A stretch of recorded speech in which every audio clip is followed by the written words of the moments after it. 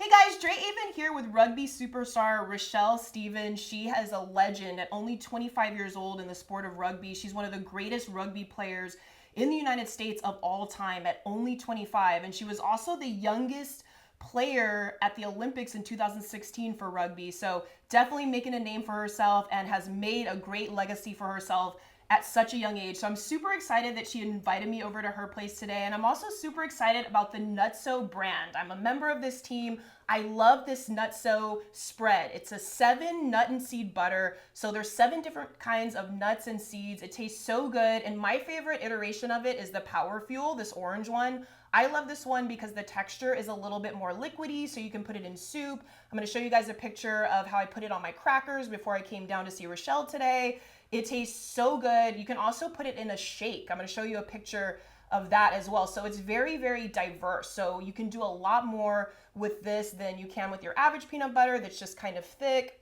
Even though this brand does have a thicker type of peanut butter or butter spread, this is just so exciting. It's organic, non-GMO, healthy for you, tastes so good. So many different types that you can buy. If you go to nutso.com, check it out. And a portion of your spending goes to Project Left Behind, which is for orphans, kids that are underprivileged. So you can really feel good about your spending, your health, your taste buds. I am nuts for Nutso. So make sure you guys check out nutso.com. Super excited to be a part of that team. And as I mentioned, super excited to see Richelle today. Super excited to spotlight rugby. We here at Drea Avent Productions, we love spotlighting the unique sports, the sports that aren't necessarily mainstream. So we're just pumped to be here with you today. Thanks for having us. Thank you for having me too. No worries, Richelle. Well, rugby, as we talked about off camera, is not a mainstream sport here in the United States. So what drew you to rugby? Why go and play rugby and end up being so great at rugby? Tell me about that. I actually began in junior high when I was 14. Okay. But a friend actually wanted to try out. And I was like, my heart was in softball. I was like, I'm a softball player, but I'll go with you just to be a good friend. Right. Well, she never showed up. I showed up at the tryout. She ghosted you. Yeah. Okay, but it was kind of a blessing in disguise. A blessing in disguise. Mm-hmm. So I went to one practice, and I remember my mom picked me up, and I said, Mom, this is what I want to do now. And she was like, okay, I guess we're changing from to softball rugby. to rugby. Yep. So what did you like about the specific sport though? Like everything, all the elements of it, what exactly drew you to the different parts of rugby that make it so unique and different? What sold me day one was like how hard we had to work. Mm-hmm. Like it was a lot of fitness, a lot of running, a lot of pushing your mental capacity. I was doing stuff I never done before. In softball, our fitness was running around the bases a couple times. Right. That's this is more layers. Yeah, it was a lot. It's like getting down, getting up, wheelbarrows, like push-ups, all this stuff. I'm like, oh my gosh, I never thought I could do this in my life. Yeah. And now I'm doing it right now. Like just, I showed up and I'm doing it. Like it was empowering. Yeah. Yeah, so it was empowering to see what you did in 2016. In 2016, you became the youngest rugby player at the Olympics. You were on the U.S. team. That was also the inaugural year for the Rugby Sevens for the Olympics. So a lot of exciting firsts. You made history. How exciting was that? Oh, it was like, that whole year was insane. It was very exciting. Yeah, how was that experience? I covered the Olympics as a sports reporter for NBC, but you were there as an athlete. Mm-hmm. What was it like representing your country like that? Many people can say they've done that. I don't think it really hit me like that we were at the Olympics until the games were behind us already. Okay, so after you went, you felt like it was kind of like a dream, and then it was like I felt like I wasn't even really like a dream. Mm-hmm. And then after we were done, it was like we just did that, Yeah. So well, it was amazing, an experience that you'll never forget. And I read a lot of articles about you. A lot of rugby writers, critics, and even your teammates in college mentioned that you're such a great field general. You're such a great captain on the field. You captained your team in college to 6 national championships, which is amazing. You won the Sorensen Award, which for people that don't know, because I'm a big football person, that's the equivalent of like winning the Heisman Trophy in football. So for people that don't know rugby, I just wanted to kind of fill you guys in on that. What was it about your work ethic that you felt really mentally and physically got you to the level to, be named the best rugby player in America and on the women's side? I just made sure I was always there. I wasn't necessarily always the fittest, fastest, strongest. Mm-hmm. I was always there for you. Like if you were going to take the ball in or make a decision, I was there to back you up 110%. I think like something that got me really far in my career is that I was someone who my teammates could call on, and I was like kind of someone they could depend on in a way. Reliable. Yeah. Trustworthy. And someone they can ask questions and I knew the answers. I mean, it's like I've been in the game for so long. You know, it was like I was someone, not like a mentor, but someone to look up to. Yeah, someone to look up to a little bit. Yeah, I wasn't like calling people out or anything, but when you just do it, then people just kind of fall in line. Yeah. Yeah, well, your teammates at Lindenwood, they really talked about that, just how they looked up to you, how you were a great captain on the field, how you were like a star, but very unselfish. So a lot of people are kind of either one or the other. They're not both. So you were able to kind of merge both of those together. Lindenwood, what makes it such a great college for rugby? Again, for those of you that don't know, it's kind of like Alabama for college football. Lindenwood, they churn out superstar talent all the time. Yeah.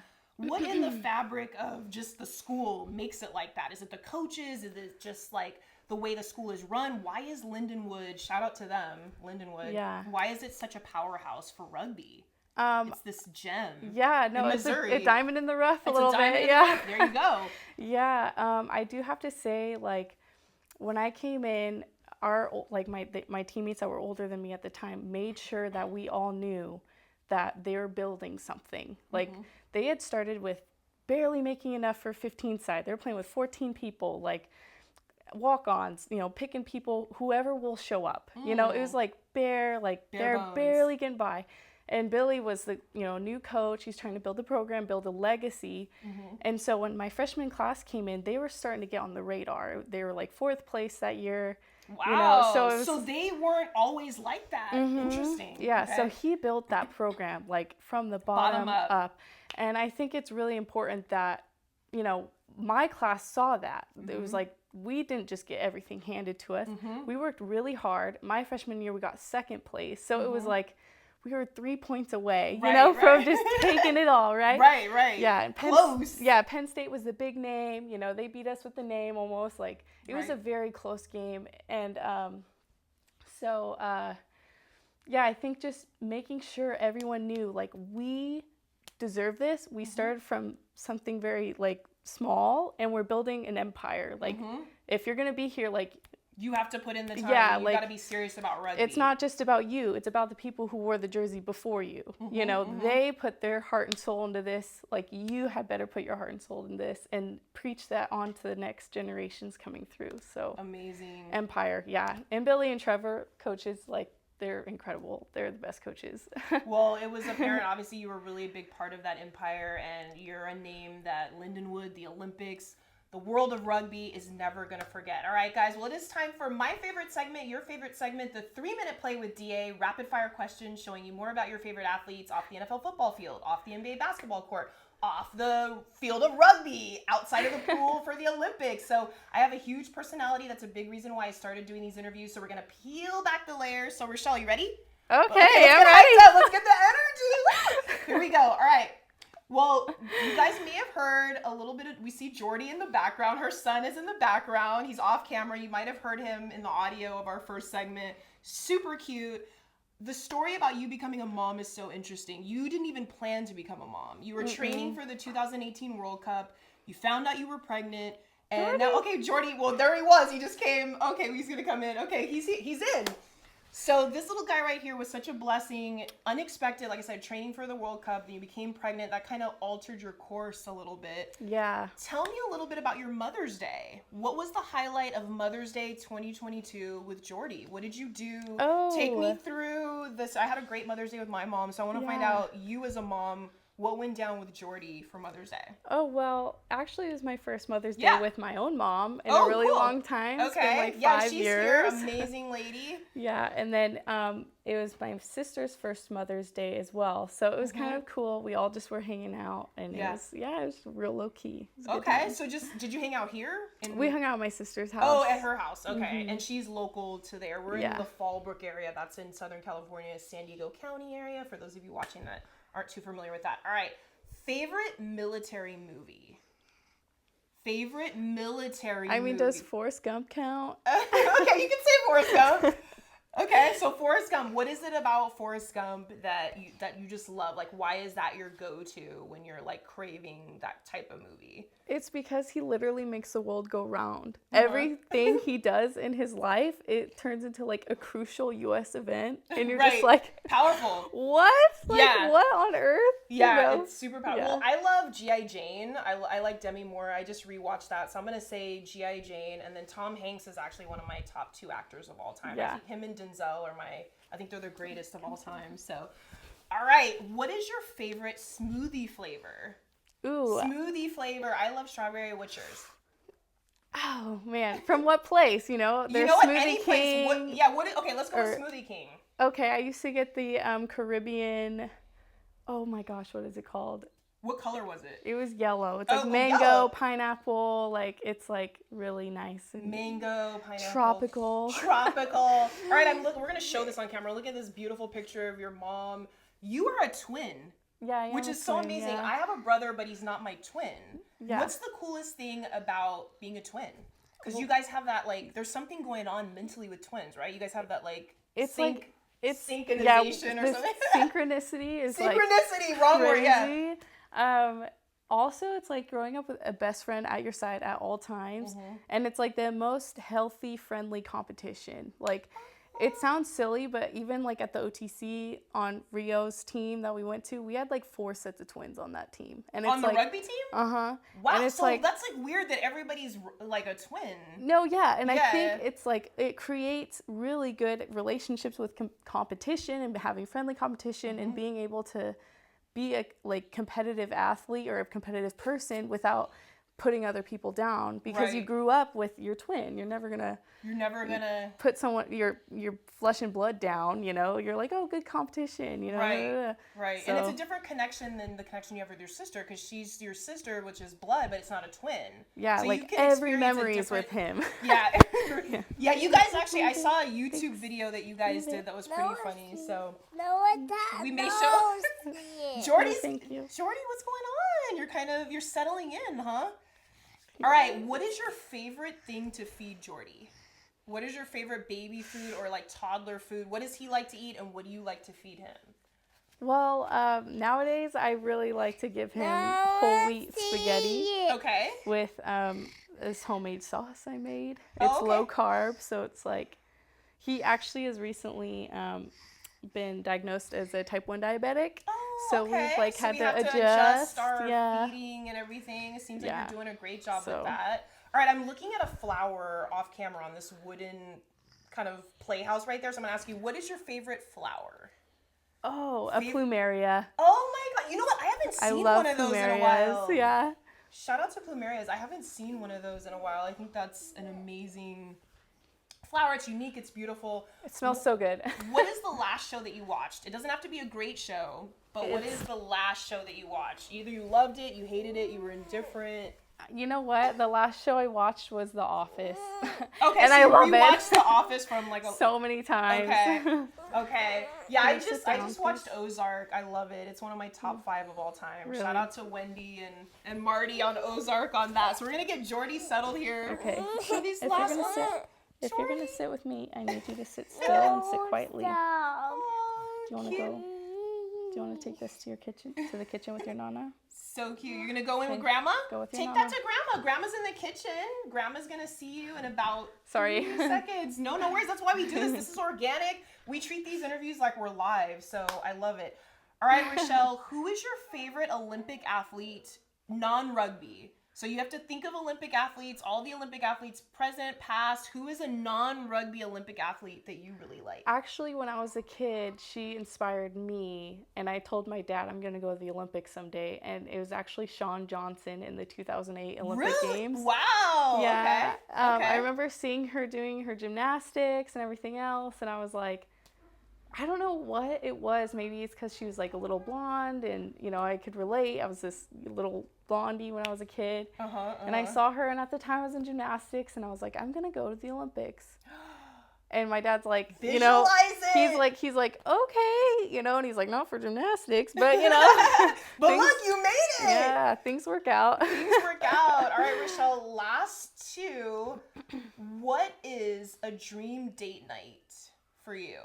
Date night, you and your wow. guy. You get a time away from Jordy. Yeah. What do we want to do? Oh my goodness. Okay. I'm like, who? I know it's probably rare because Jordy's like a toddler. But you have your mom. Your mom's rare. like an in-house, she's like a babysitter. Yeah, so she's here for us all the time. Right. Man, that's tough. Well, there's a day I've always wanted to do, and I call it Pine to Palm.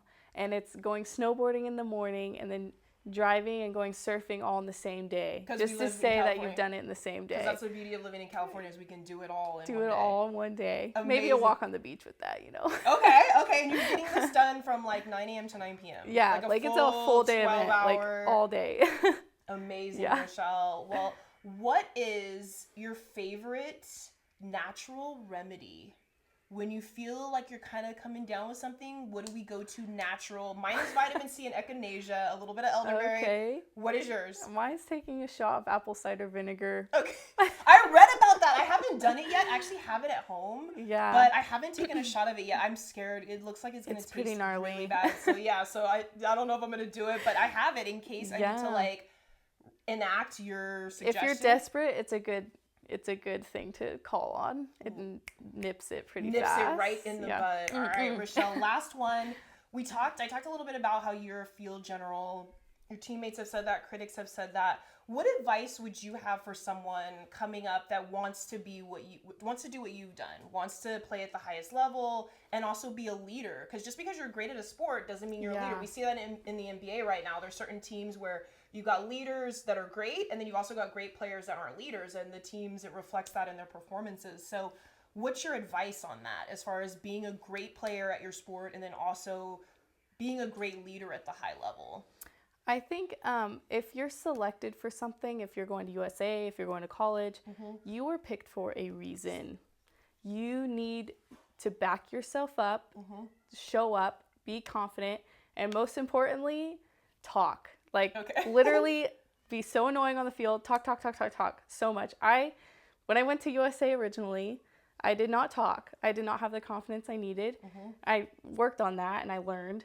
But if someone told me like, hey, Richelle, I maybe would have responded. Anyway, I literally had to get a tape recorder strapped onto my back because I did not talk enough.